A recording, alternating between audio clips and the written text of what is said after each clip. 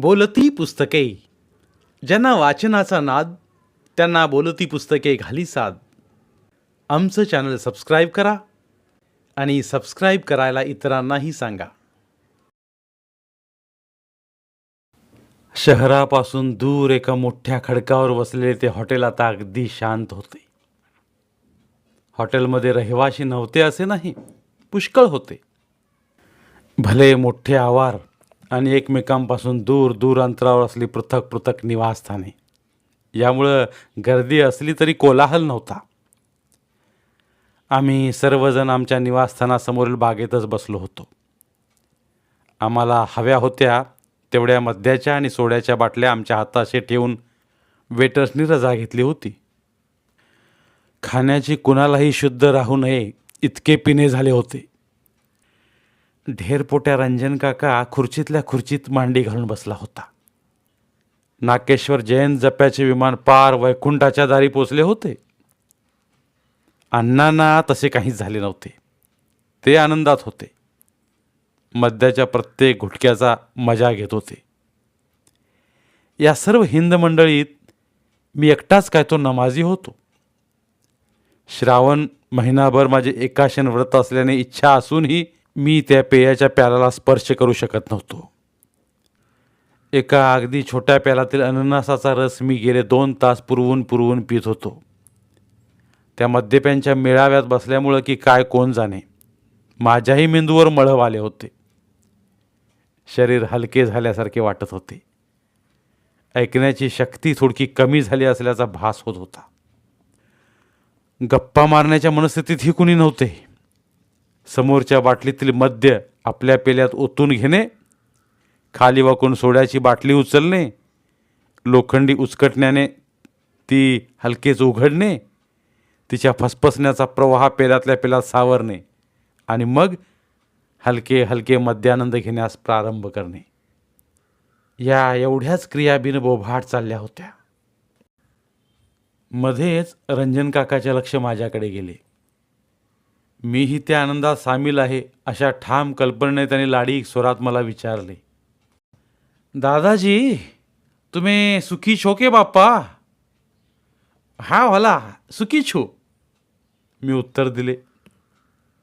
रंजन काकाच्या या प्रश्नाला उत्तर देण्याइतके माझे गुजरातीचे ज्ञान आता प्रौढ झाले होते. पिऊन मस्त झाला की रंजन काका हा प्रश्न हटकून विचारी आणि मी त्याला इच्छित उत्तर देई. हा खेळ आता आमच्या दोस्तखान्या इतका जुना झाला होता. तेवढा एकच प्रश्न आणि त्याचे तेवढेच उत्तर इतकाच संवाद झाला. परत सारे मद्यानंदी आपापल्या आनंदात गर्क झाले. पाऊस नुकताच शिंतडून गेल्यामुळे हवेत गमतीदार गारठा होता. लहडलेल्या पारिजातकाचा वास आसमंतात दरवळत होता. मद्याचा वास आणि पारिजातकाचा सुवास यांच्या तरंगत्या मिसळीमुळे सारे वातावरणच मादक सुवासिक झाले होते. आभाळ मोकळे झाले होते. त्यामुळे न्हालेल्या चांदण्या परत लुकलुकू लागल्या होत्या. वाऱ्याच्या झुळकीने सभोवारची झाडे डुलत होती. त्यांचे ते डुलणेही मद्यपाच्या अकारण हालचालीसारखे आत्मतृप्त वाटत होते.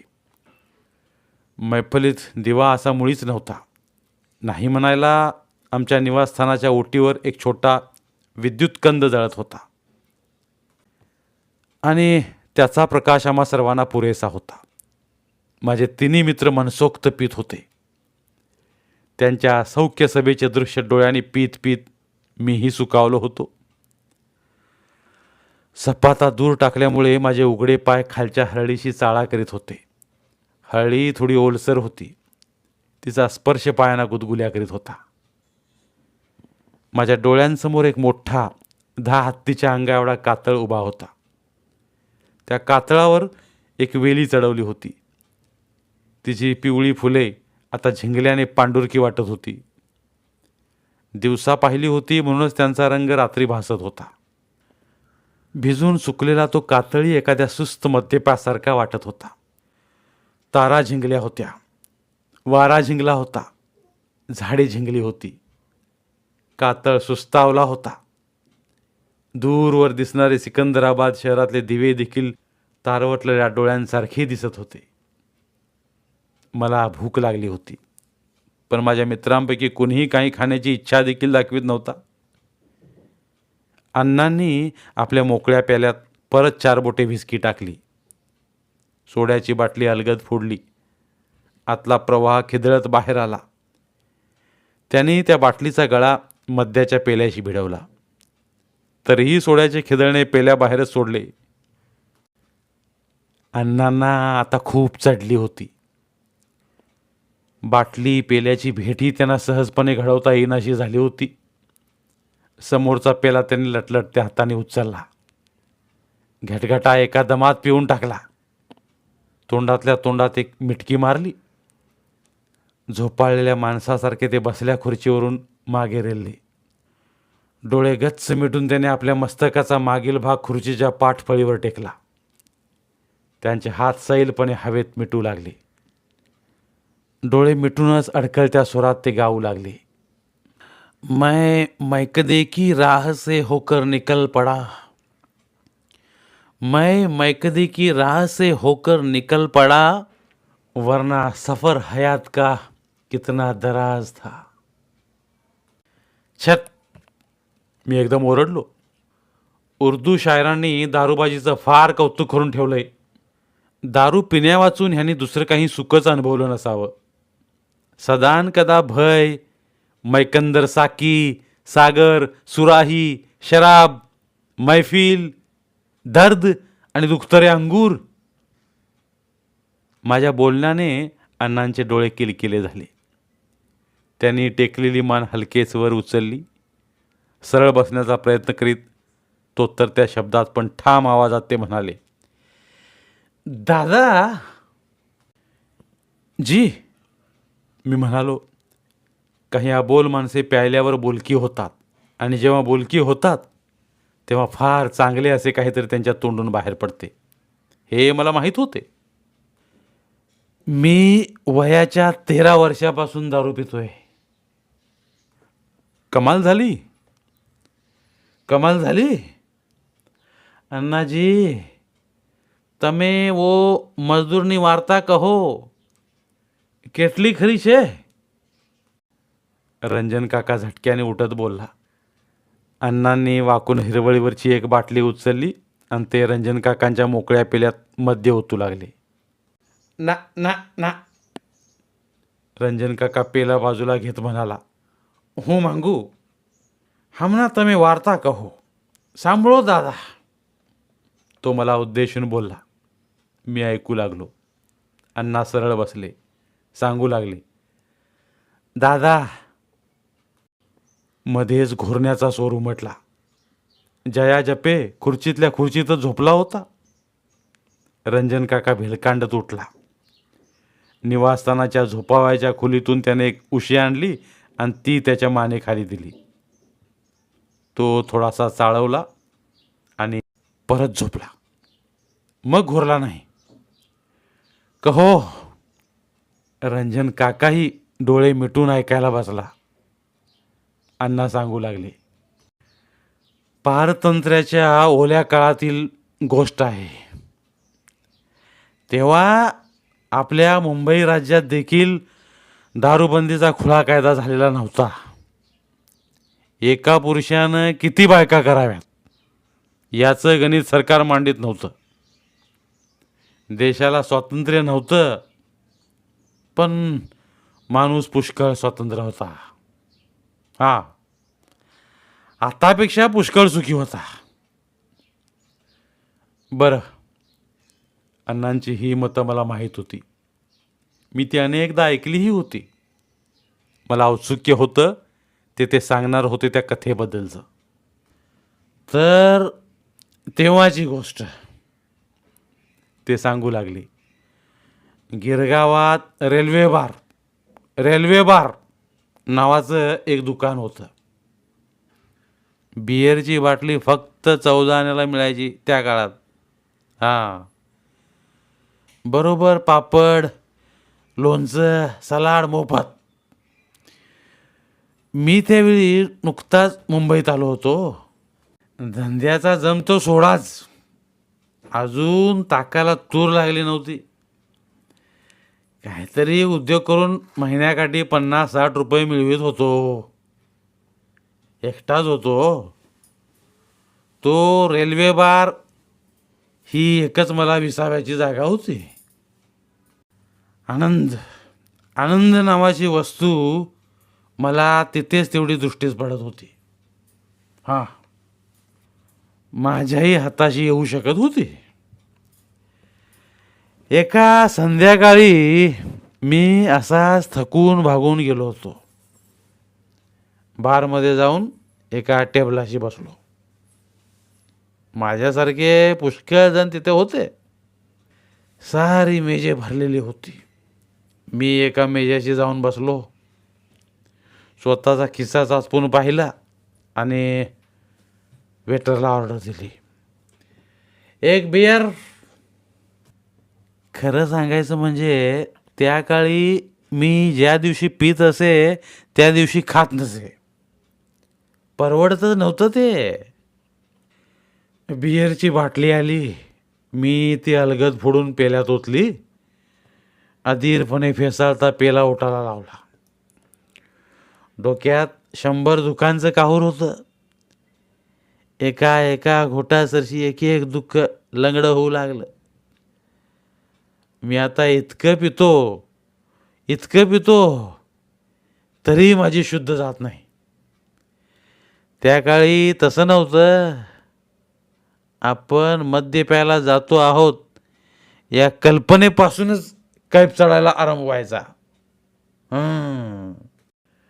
मी ती सारी बाटली संपवली. शरीर जरा हलकं हलकं झालं. कांद्याचा काप आणि लोणचं जिभेवर ठेवल्यावर आणखी पिण्याची इच्छा झाली.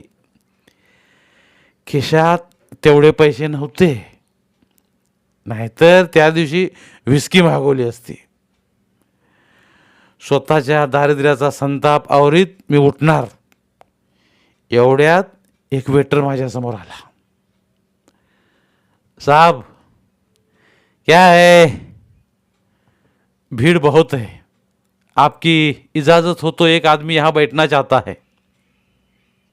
एका मेजाशी एकाच मद्यप्याने बसावे असा त्या मद्यालयाचा रूढ संकेत होता. मी वेटरला काही उत्तर देण्यापूर्वीच एक रमची बाटली खाकेत मारून एक ग्रस्त जवळ आला. त्याचे वय 35च्या आसपास असेल बघा. चेहऱ्यावरून तो मध्यमवर्गीय दिसला. श्रीमंत खचितच नव्हता तो. अगदी अगदी मजुरासारखा अवतार होता त्याचा. कमरेला एक खाकी पॅन्ट, तिच्या शेवटाची सुतं निघालेली, ती मळलेलीच.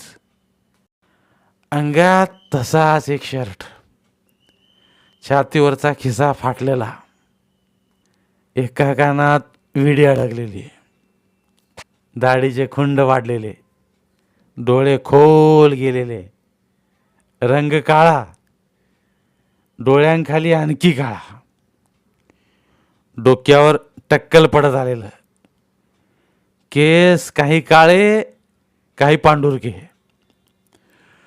तो अनोळखी इसम वेटरच्या मध्यस्थीसाठी थांबला नाही. माझ्या खांद्याला स्पर्श करून आजीजीने म्हणाला, साहेब, मी बसू इथे? आपण घेऊ थोडी थोडी. वास्तविक मी त्याच्याबरोबर बसून प्यावे असा तो दिसत नव्हता, पण मी ताणलेला होतो. खिशात पैसा नव्हता. आणखी पिण्याच्या आशेनं माझी जीभ पटकन बोलून गेली, हो हो, त्याला काय हरकत आहे, बसा की बसा.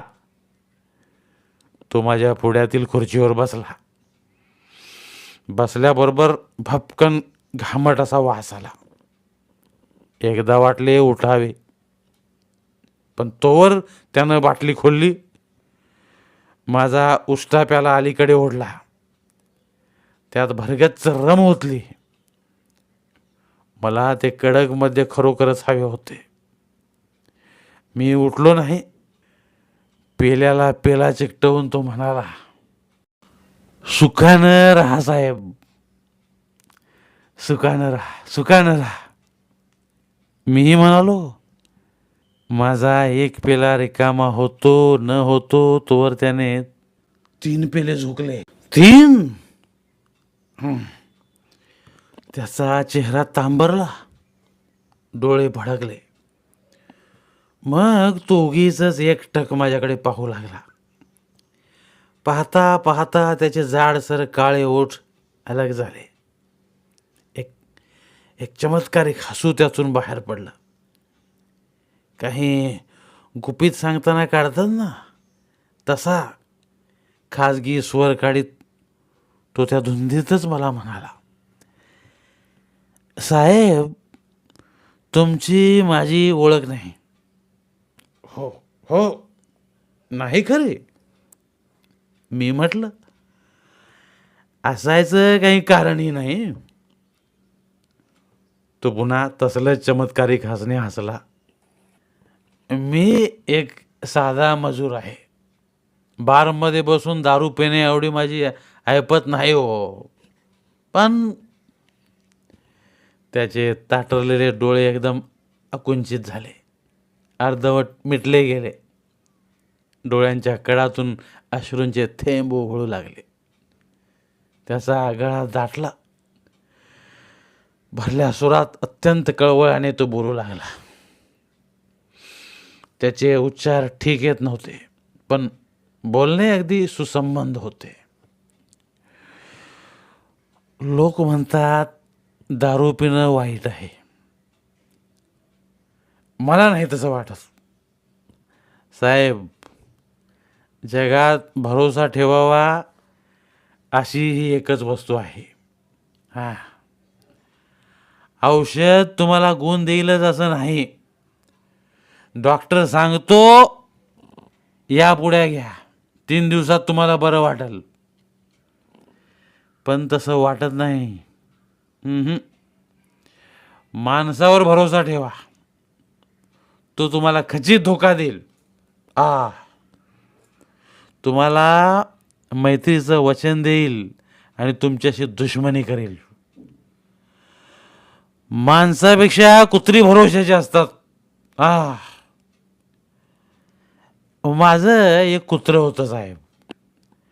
होतं धनगरी जातीचं.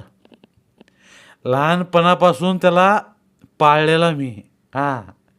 माझ्या मांडीवरच बसायचं, अंगावर खेळायचं, अंथरुणात येऊन झोपायचं. त्यानं सुद्धा दगा दिला नाही मला. ही गोष्ट खरी आहे साहेब. गोंधळ्याची थाप नाही की कथे करायची आडकथा नाही, एकदम खरी. त्या कुत्र्याचा मुका सुद्धा घेत होतो मी. माझा हात हातात धरून तास तास खेळायचा तो. मी कामाला निघालो की गिरणीपर्यंत मला घालवत यायचा. गिरण्या सुटायच्या वेळी माझी वाट बघत फाटकात उभा असायचा. मी गावात गेलो तर तो भाकरी खाणं सोडून द्यायचा. एवढं भरोशाचं जनावर एका रात्री त्यानं माझ्या पायाची नडगी फोडली. हे बघा, हे बघा. त्यानं आपला लटपटता पेला अंग वेडे वाकडे करीत समोरच्या मेजावर ठेवला. कुत्रा उलटल्याची ती कथा खरोखरच अश्रुत आणि अद्भुत होती. मी त्याच्या पायावरचा वन पाहिला आणि खालचा ओठ पुढे काढून मान खालवर डोकावली. आहे ना, मी काय गोळी काढली होती त्या कुत्र्याची? काही नाही, काही नाही. एवढंही त्याला मी लाख वेळा निगडीच्या फोपाने चोपला होता. कधी म्हटलं तर कधी कधी तो माझ्या अंगावर आला नव्हता. त्या रात्री काही नाही, त्याच्या तोंडातलं एक हाडूक खाली पडलं होतं. अंधारात माझा त्या हाडकावर पाय पडला.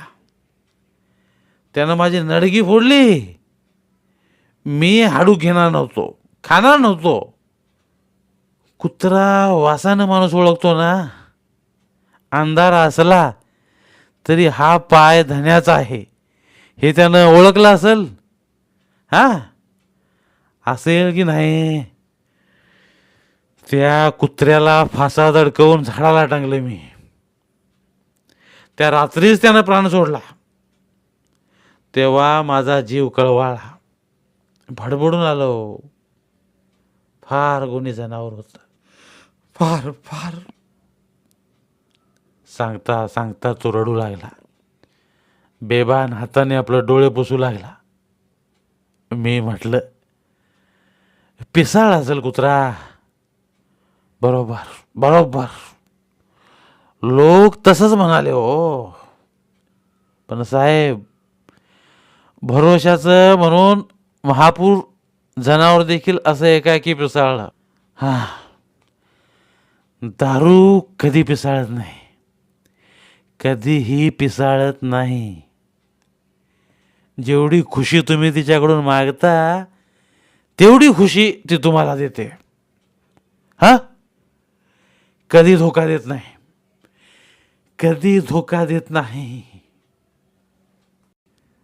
बोलत बोलत लटपटत्या हाताने त्याने परत आपल्या पेल्यात दारू ओतली.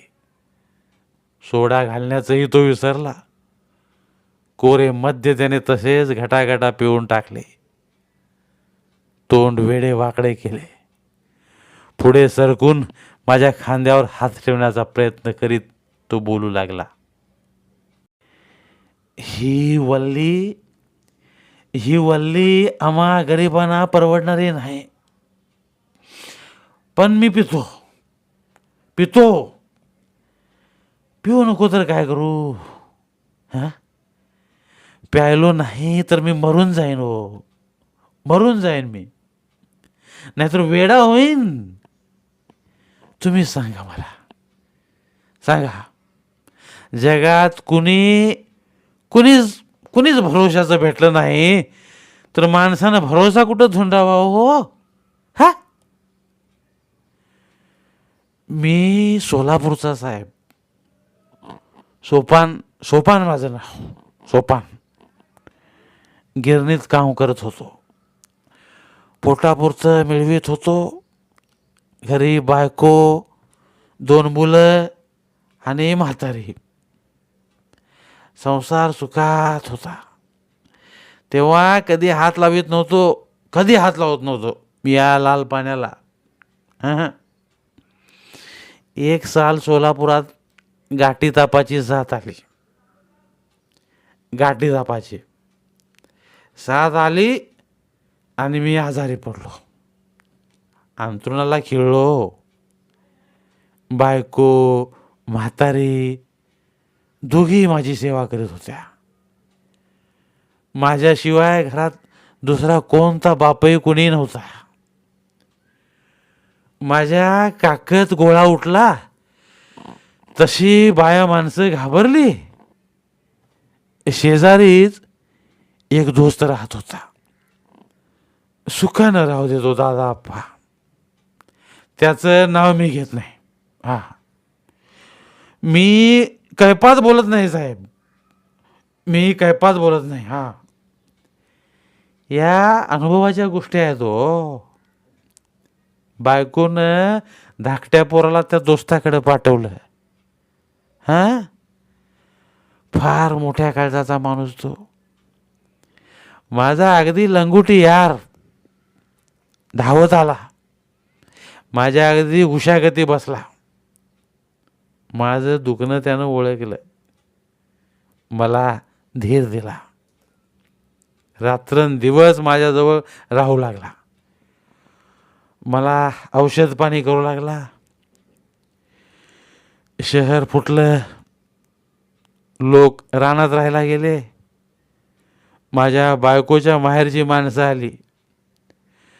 माझा रोग माझ्या बायकोला लागू नये म्हणून ती त्या सहाऱ्यांना घेऊन गेली. एवढी मायेची बायको, पण आपल्या प्राणाच्या भीतीनं मला आजारी टाकून निघून गेली हो. मीच आपल्या तोंडानं तिला जायची परवानगी दिली. हा हात तिच्या पाठीवर फिरवला हो. मग ती गेली, बायको माहेरी गेली, लेकरं आजोळी गेली. मी राहिलो घरात मरणाच्या दारात. बायको पोरं गेली ती गेलीच, पण खरं वाटणार नाही मास्तर तुम्हाला, एक दिवशी म्हातारी सुद्धा गेली. माझ्या बहिणीच्या खेड्यावर जाऊन राहिली हो. त्या सगळ्यांचं जाणं बरोबर होतं, बरोबर होतं. गाठी तापाचा रोगी, गाठ ताप, साथीचा आजार हो, त्यांचं जाणं बरोबरच होतं. माणसाला आपला जीव प्यारा असतो. गेले गेले, सगळी गेली. घर मोकळं मोकळं. मी अंथरुणावर. तेव्हा माझ्याजवळ कोण राहिलं साहेब? माझा दोस्त.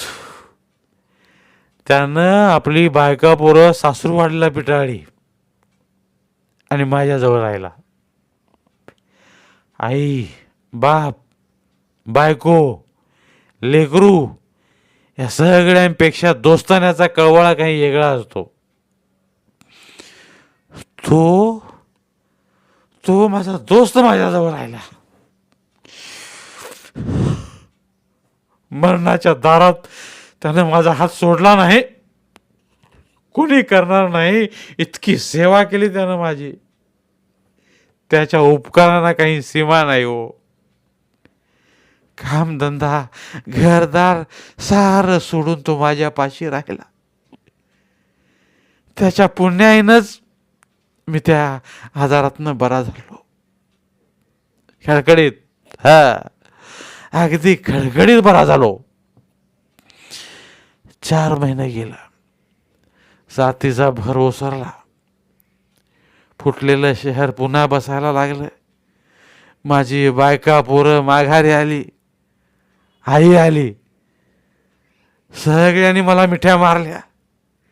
म्हातारनं मुक्क घेतलं, बायकोनं मुक्क दिलं, पोरांनी पाप पाजलं. मला ते नाटक नाही वाटलं दादा, खरं वाटलं. सगळं खरं वाटलं. माझ्या घरच्या माणसांची माया काही कमी झाली नव्हती, तशीच होती. पण घरच्यांच्या मायेपेक्षा माझ्या दोस्तानं दाखवलेला जिव्हाळा वाढला होता. तो आभाळा एवढा होता, आभाळा एवढा. त्याचे उपकार मी कसं फेडणार? फार मोठा माणूस हो. देव, देव, धरतीवरचा देव तो. इतका वेळ बोलत राहिला. सोपानमध्येच थोडका थांबला. परत तसले चमत्कारिक हसला. आता त्याला ती कथा पुरी सांगायची होती. श्रोता कोण आहे याचे त्याला भान नव्हते. तो ती कथा का सांगतो आहे याचीही आठवण त्याला नव्हती. त्याने मेजावरला पेला दूर चालला. हाताचे कोपर मेजावर ठेवले. अगदी हळू आवाजात तो पुढं सांगू लागला. पुढं आहे का दादा, पुढं आहे का? आणि त्याला हुंदका दाटला. थोडा वेळ परत गप्प होऊन अत्यंत कष्टाने तो बोलू लागला. अगदी अगदी हळू आवाजात बोलू लागला. पुढं मी सोलापूर सोडलं. नशीब काढावं म्हणून मुंबईला आलो. इथं चाकरी मिळाली, तशी बायका पोरं पण इथं आणली. इथं पैसा मिळायला लागला. संसार ठाक ठीक झाला. पण माझ्या त्या दोस्ता वाचून मला गमना. तो नुसता माझा दोस्त नव्हता, माझा बाप होता. त्यानं मला पुन्हा जन्म दिला होता. तो माझा देव होता. जिंदगी बक्षीस देऊन टाकली होती. मी त्याला कागद लिहिला इकडे ये म्हणून. मास्तर मास्तर तो तिथली नोकरी सोडून माझ्यासाठी इथं आला. इथं त्याला काम लागलं. आम्ही दोघेजण एकाच गिरणीत काम करू लागलो. तो माझ्या घरीच राहत होता. बायका पोरं अजून आणली नव्हती त्यानं. माझं घर गिरण गावातल्या त्या 2 खोल्या म्हणजे म्हणजे रामाचं राज्य होतं. पण एके दिवशी मी काय पाहिलं साहेब, एके दिवशी मी काय पाहिलं साहेब, रात्रपाळी आटोपून मी घरी आलो. म्हातारी पोरांना पोटाशी घेऊन गॅलरीत खाटेवर झोपली होती. बेराडाचं दार बंद होतं.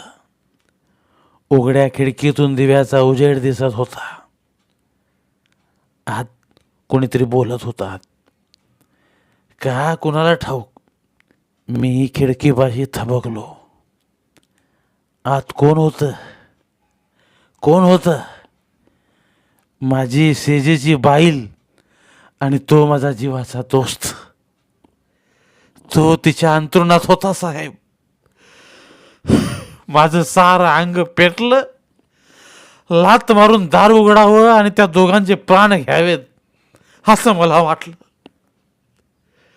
पण माझ्या हातून ते झालं नाही. मी कुणाला ठार मारू. माझ्या 2 चिमण्या पोरांच्या आईला का मला जीवदान दिलं त्या दोस्ताला. मला सवालाचा जबाब तेव्हा सापडलाच नाही. अजून सापडला नाही. मला स्वतःला मरायचं नाही. माझी बायको लेकरं यांना मला सांभाळायचं आहे. त्या दोस्तावर हात टाकण्याची माझी हिंमत मला होत नाही. कुणी मला दिलं नव्हतं, कुणी देणार नाही ते त्यानं मला दिलंय. जिथं जिथं भरोसा ठेवला तिथं तिथं धोका वाटायला आला. धोकाच. मी काय करू, काय करू. मी परवडत नाही तरी एक गोष्ट करीत राहतो. दारू पितो, दारू पितो. सारं पुसत नाही हिनं, पुसत नाही. पण पुसटतं, फिक्क पडतं म्हणून पितो. मी दारुड्या नाही, मी दारुड्या नाही हो. तो रडू लागला. पण त्याचे रडू तोंडाबाहेर पडले नाही. नुसते डोळे गळत राहिले. गाल भिजून चिंब होई तो रडत राहिला. मलाही काय बोलावं ते सुचना. किती वर्ष झाली त्या गोष्टीला. तो माणूस मला अजून आठवतो आणि जसाच्या तसा आठवतो. एक दीर्घ निश्वास टाकून अण्णा परत खुर्चीच्या पाठीशी रेलले. रंजन काका हलकेच उठला आणि हॉटेलच्या मुख्य इमारतीच्या दिशेने भेलकांडत जाऊ लागला. माझे डोके सुन्न झाले होते. कुठे जातोस असंही मी रंजन काकाला विचारले नाही. त्याला आणखी मद्य हवे होते. झोपलेल्या वेटर्सना जागे करण्याच्या इराद्याने तो चाललेला होता. अण्णा परत गुणगुणू लागले. मैं मैकदे की राह से होकर निकल पड़ा. मैं मैकदे की राह से होकर निकल पड़ा, वरना सफर हयात का कितना दराज था. वरना सफर हयात का कितना दराज था. धन्यवाद. पुन्हा भेटूया उद्या सकाळी 11 वाजता एका नवीन कथेसोबत. आपल्या प्रतिसादाबद्दल आम्ही शतशः आभारी आहोत. मराठी वाङ्मयातील प्रसिद्ध कादंबऱ्या आणि कथासंग्रह ऐकण्यासाठी आमचे बोलती पुस्तके हे चॅनल सबस्क्राईब करा, शेअर करा व अभिवाचन आवडल्यास नक्की लाईक करा. आत्तापर्यंत आम्ही सादर केलेल्या सर्व कथा कादंबऱ्यांची लिंक आमच्या प्रत्येक व्हिडिओच्या डिस्क्रिप्शनमध्ये आहे. आपल्याशी संवाद साधायलाही आम्हाला नक्की आवडेल. आमचा संपर्क क्रमांक आहे 9960120521. पुन्हा एकदा मराठीतील धन्यवाद. प्रतिभावंत लेखकांचं साहित्य, कथा कादंबऱ्या ऐकण्यासाठी आमचं बोलती पुस्तके हे चॅनल सबस्क्राईब करा आणि मराठी साहित्याचा प्रसार करण्यासाठी प्रत्येक मराठी माणसाला सबस्क्राईब करण्यासाठी आवाहन करा आणि बोलती पुस्तके या साहित्य चळवळीत सहभागी व्हा. आपले पुन्हा एकदा धन्यवाद.